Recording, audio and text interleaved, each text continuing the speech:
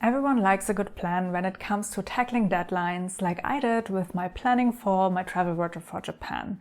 But do I really want to plan and think about a year in sewing and crafting like it is a deadline? I don't think so. I would like to rephrase this concept in setting a focus for the year instead of setting a plan for the year.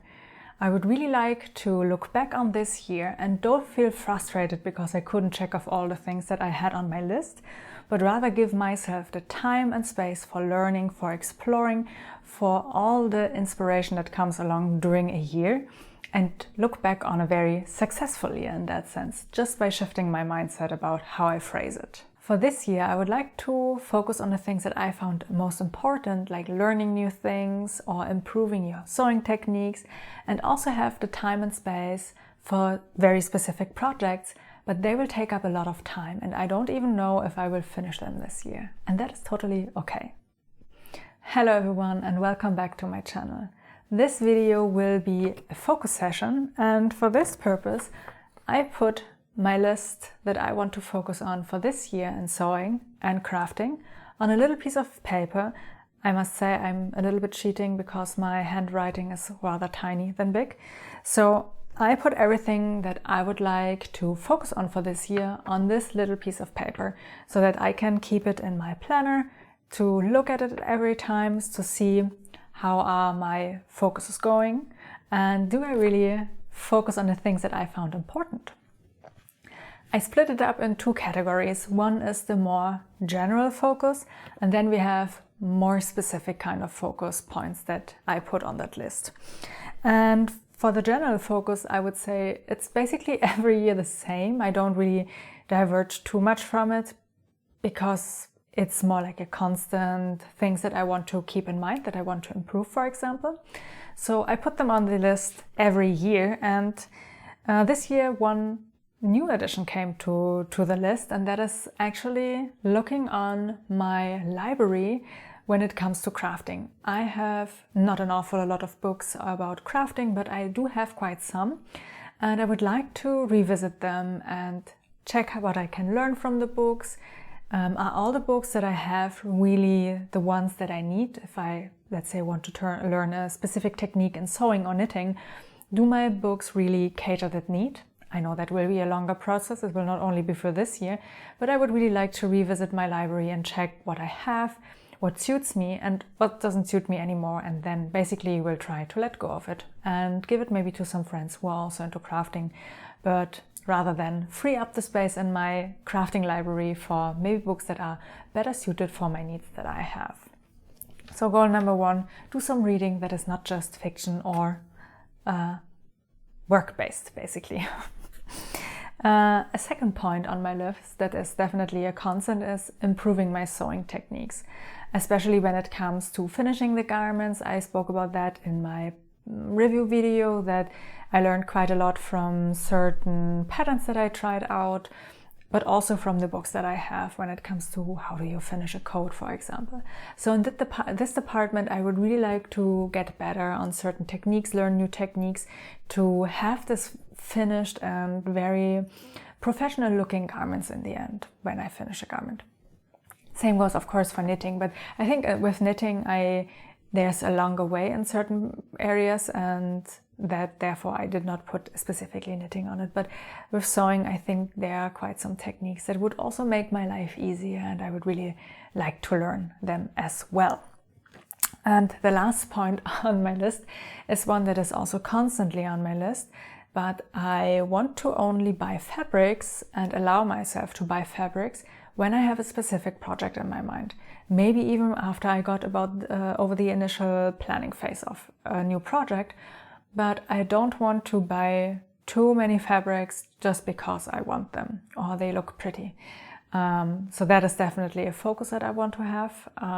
I did quite well, and the only exception that I allow myself is when I go to holidays. I allow myself to have one or let's say two fabrics that I can bring with me from a holiday, because I treat that more as kind of a souvenir from that country that I visit. And also usually I get fabrics that are for dresses, or where I already have an idea that, oh, at least I can get the, let's say, the kale shirt out of it.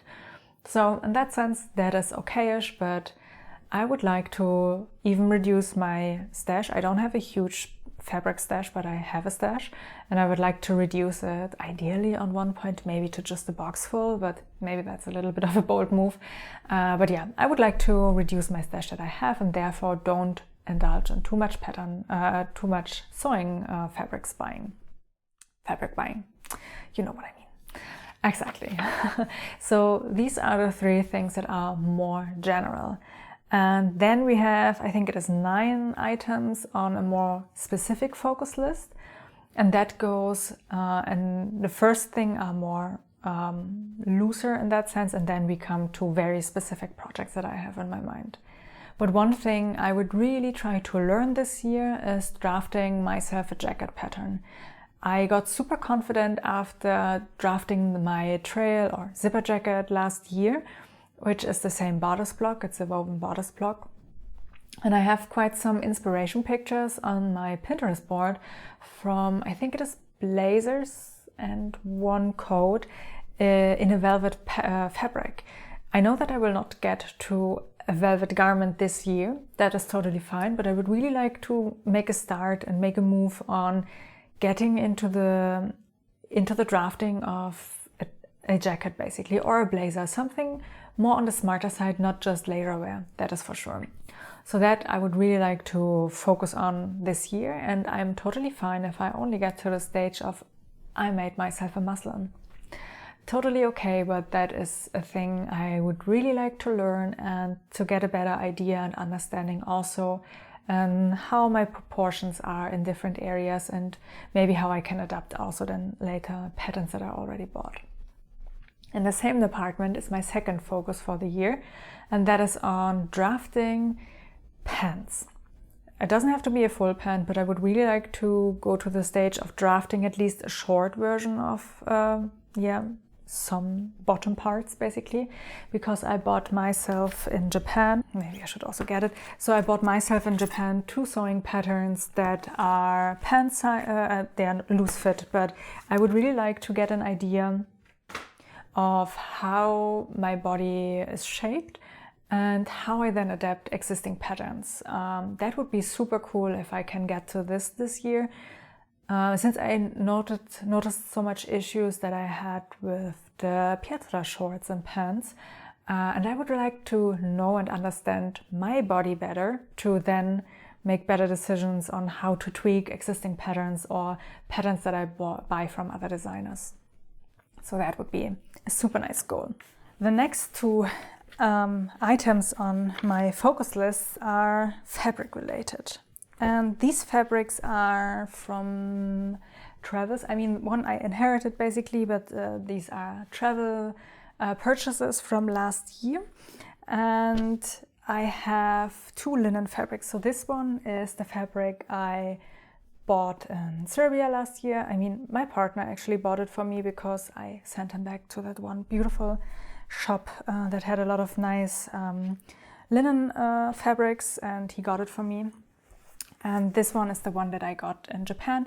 This is significantly heavier, so I don't know what will come out of this, if that is suitable for a garment. It will be definitely suitable for a garment, but maybe not for a dress. That I would like to check out. But I would like to get either one of these sewed up. I know that this one I can easily make a kale shirt out of it, or maybe the Japanese pattern that I got from it, but I would like to have another linen dress for the summer, since I know for the summertime I rather prefer a linen dress over viscose. I mean, I don't buy any cotton anymore, so that is anyways out of the picture, but I have these very beautiful looking patterned linen fabrics that, yeah, one of it I would like to get at least something out of it. I mean, ideally really a summer dress. But yeah, we will see. That is basically my third point. The other fabrics that I have that I would like to make something out of it this year are these 2 fabrics. This one is a viscose fabric that I got in Greece, and this one might actually be a silk fabric. I have to check with the burning test if it's really like a raw silk, but it really feels also quite nice. It feels silky, but I want to make sure that it is a silk. And it's unfortunately very narrow, so I think it is around, don't want to open everything, but I think it's around 90 centimeters, a little bit over 90 centimeters wide, so very narrow.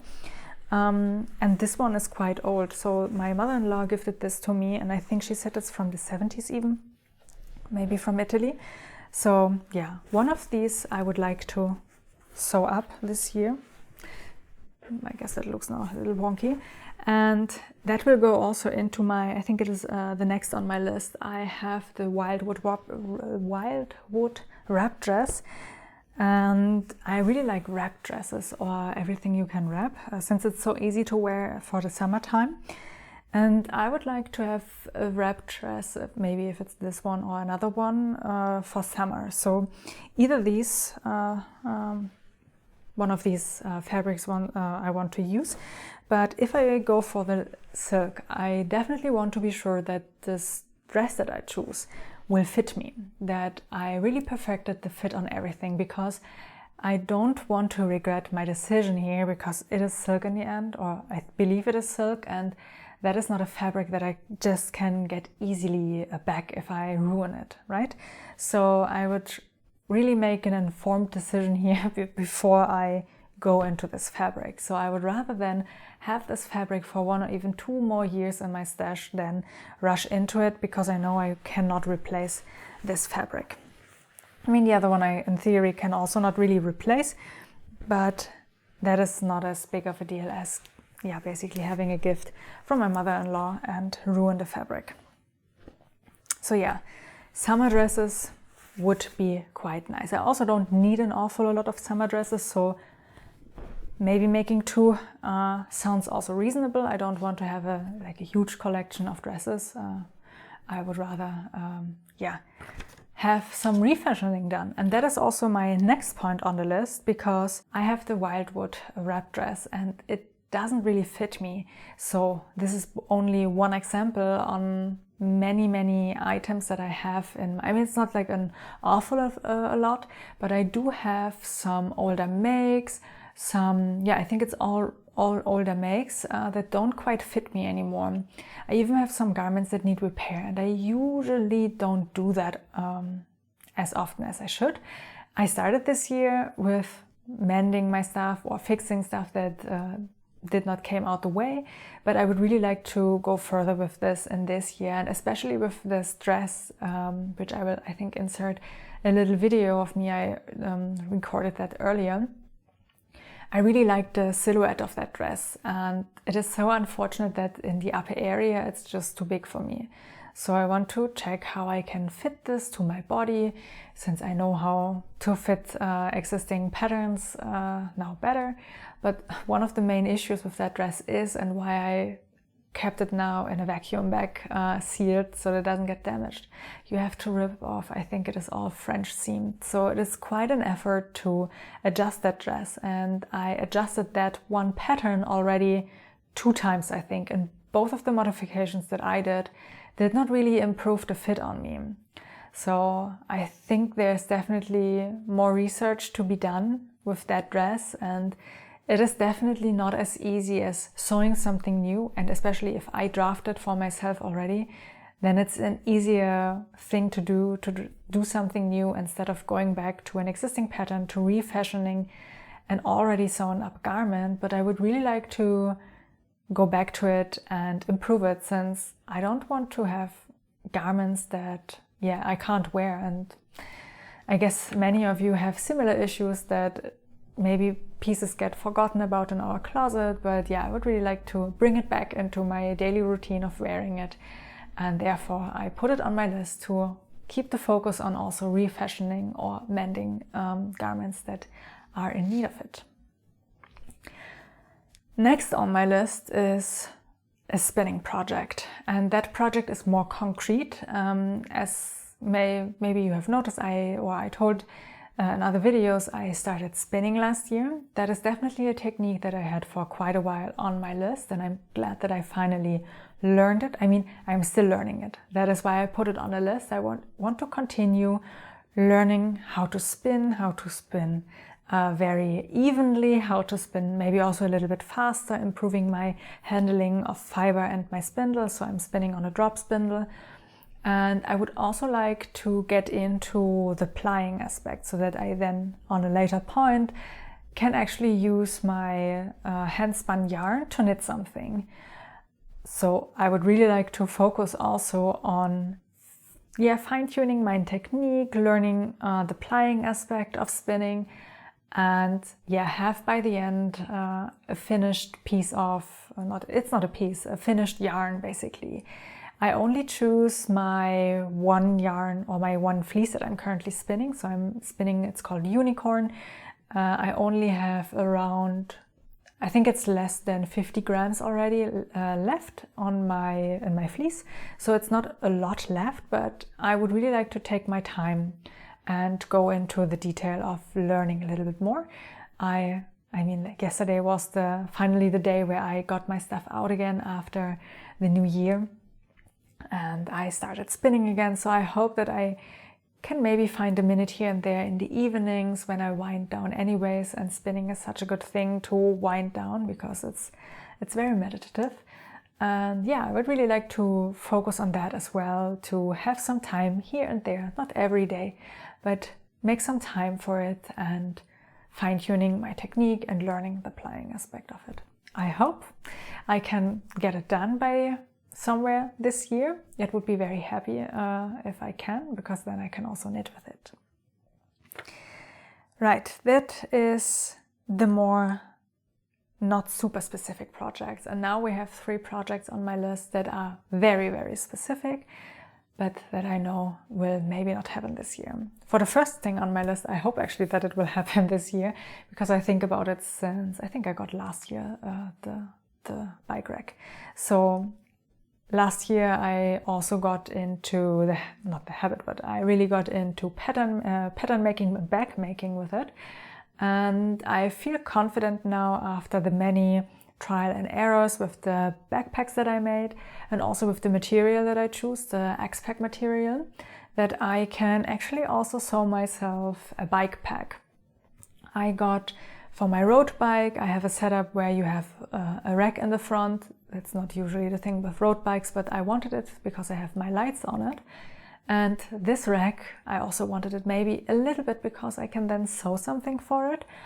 But I would really like to sew a bag for this specific rack where I can attach it to the rack and have a lot of space for food, snacks, clothing, especially if you're longer on the bike for maybe, let's say 12 hours, but also having space for all the gear that you need if you have a mechanical on the road.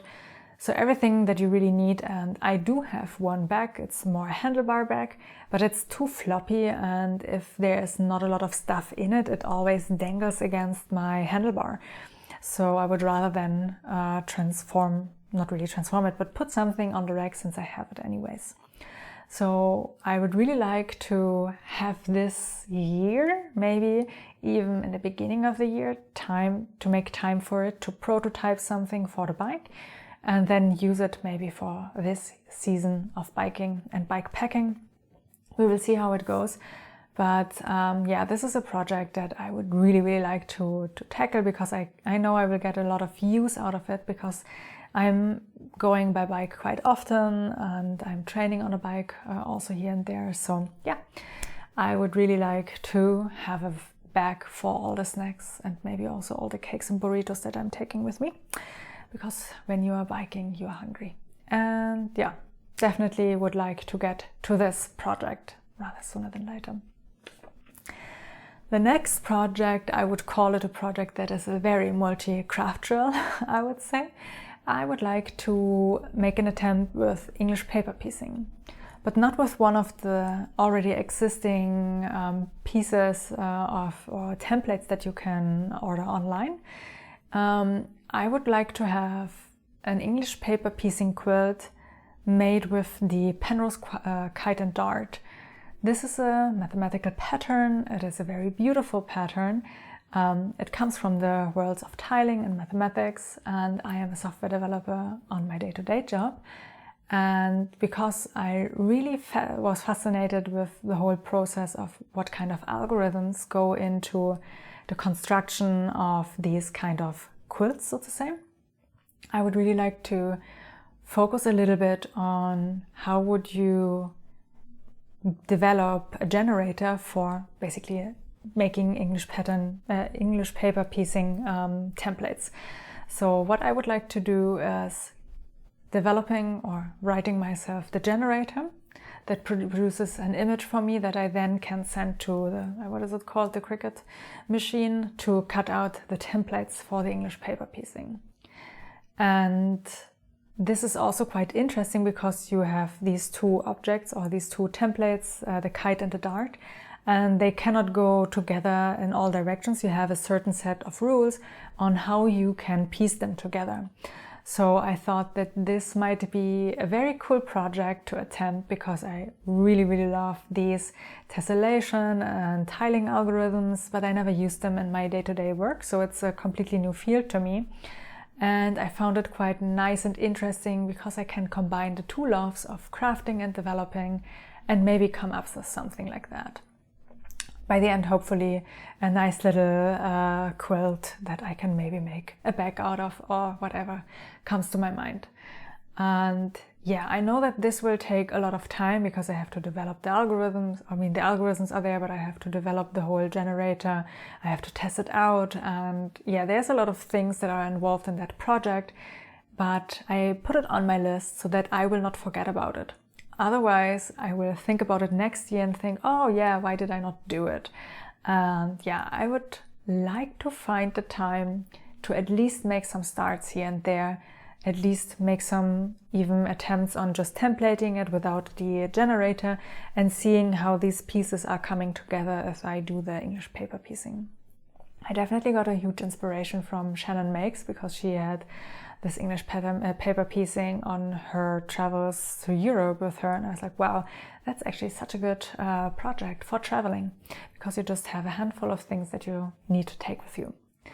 But yeah, we will see how this will go, but at least I hope to make a starting point in that project.